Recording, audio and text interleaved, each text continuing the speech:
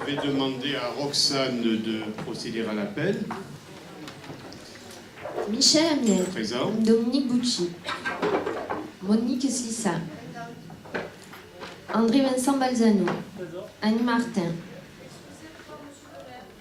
Pierre Tonarelli. Francette Mépi. Bernard Chauveau. Sophie Chalamel. Fabrice Vega. Robert Bastard. Janine Figuière. Gérard Pateau. Daniel Marron. Gérard Valla. Eliane Garnier. Claude Farcy.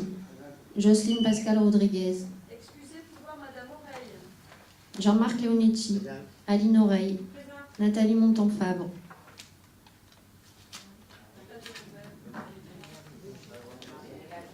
Didier Long. Delphine Alali. Renaud Renaldo. Grégory Boucher. Caroline Tchélékian. Roxane Calafa présente. Maximilien Fuzon. Philippe Sanchez.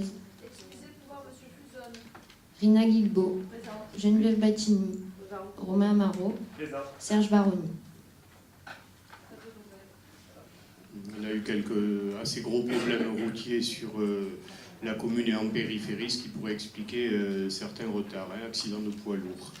Très bien, donc nous allons tout d'abord procéder à la mise aux voix du procès-verbal de la séance du 18 décembre 2014. Y a-t-il des questions, des remarques?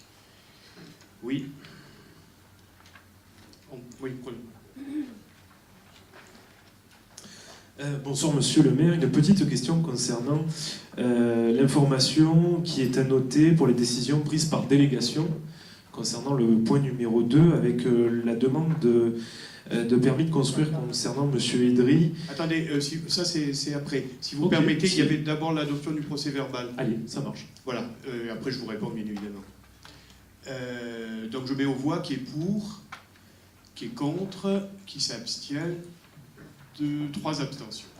Donc vous me posez une question sur les 2 décisions qui sont prises, Monsieur Idri. C'est ça, pour savoir pour quelle raison du coup le tribunal administratif de Marseille nous demande d'annuler le permis de construire qui a été validé au mois de juillet 2014. Alors effectivement, c'est sur demande du préfet de retirer cette délibération, ce permis de construire.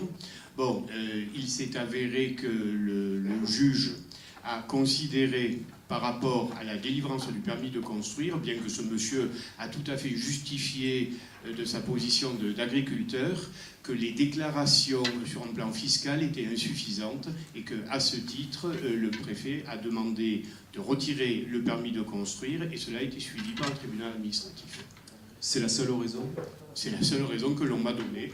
Je parle sous contrôle du service de l'urbanisme. Et est-ce qu'il y a un lien avec la grosse interrogation et le dossier de l'agence régionale de santé qui concerne M. Idri ou pas?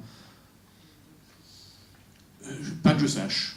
Concernant les pratiques qu'il a en matière d'abattage, vous voulez dire? C'est pas des pratiques, parce que si je reprends les mots exacts de ce dossier, c'est un rapport qui a été donné par l'agence régionale de santé en 2012, donc largement avant que l'on délivre ce permis de construire à M. Idri.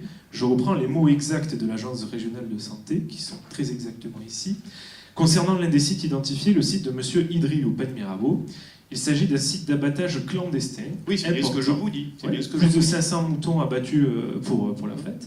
Ce site bénéficie en conséquence de l'inspection vétérinaire et post-mortem des animaux avant abattage. Une procédure pénale était en cours en 2012. Oui, tout à fait, oui.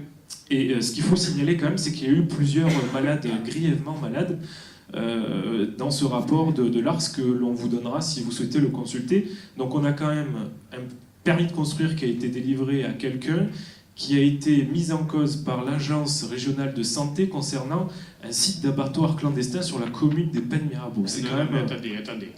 Là, je crois que vous mélangez 2 choses. Un permis de construire est accordé sur des bases juridiques.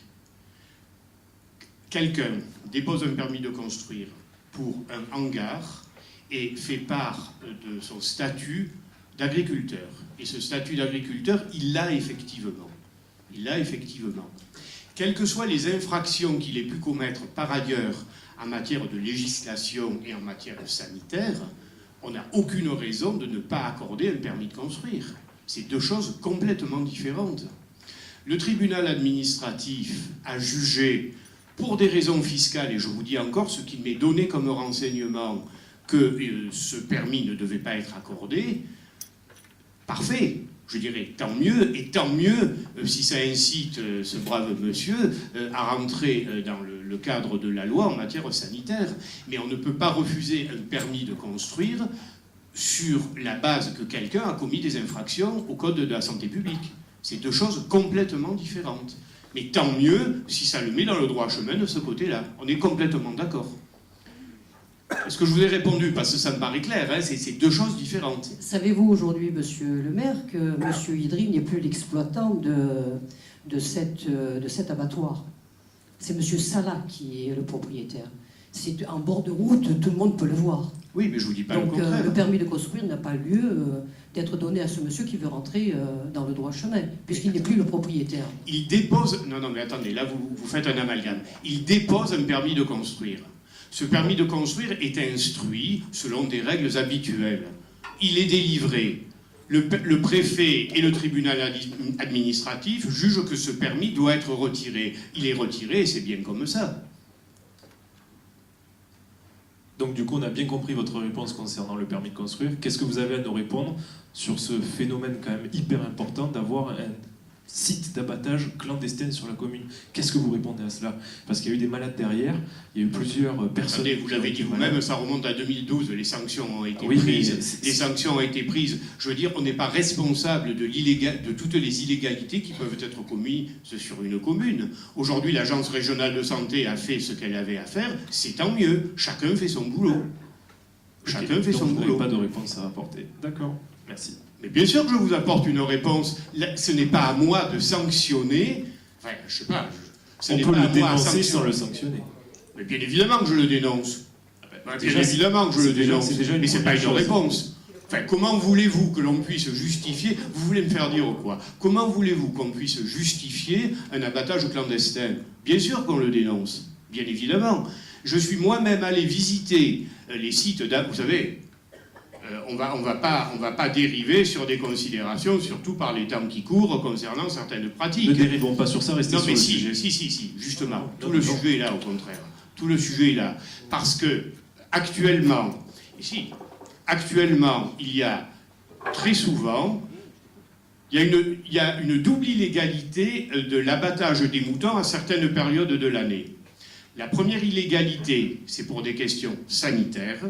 La deuxième illégalité, c'est pour des raisons fiscales. Ce qui a été retenu là par les autorités de la préfecture et du tribunal administratif, ce sont des raisons fiscales. Il n'empêche qu'on fait tout pour prévenir, je dis bien prévenir, les infractions au niveau sanitaire. Je suis allé moi-même et à plusieurs reprises visiter avec les services vétérinaires, des sites d'abattage ou de stockage.